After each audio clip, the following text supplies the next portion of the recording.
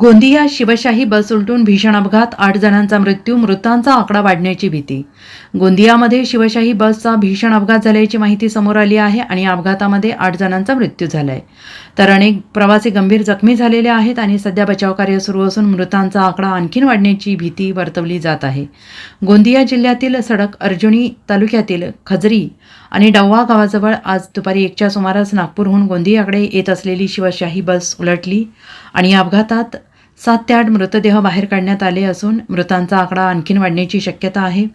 घटनास्थळी पोलीस आणि प्रशासन दाखल झाले असून अपघात स्थळी बचाव कार्य सुरू आहे आणि दरम्यान गोंदिया एसटी अपघातातील मृतांना तातडीनं 10 लाख रुपयांची मदत देण्याचं काळजीवाहू मुख्यमंत्र्यांनी परिवहन प्रशासनाला आदेश दिले आहेत.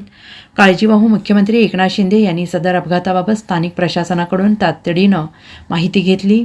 तसेच जखमींना तातडीने आणि योग्य उपचार देण्याच्या सूचना देखील एकनाथ शिंदेंनी दिल्या आहेत. त्याप्रमाणेच अपघातातील मृतांना तातडीनं 10 लाख रुपयांची मदत देण्याचे आदेश देखील एकनाथ शिंदे यांनी दिले आहेत. Bureau report, SBN Marathi, Gondia.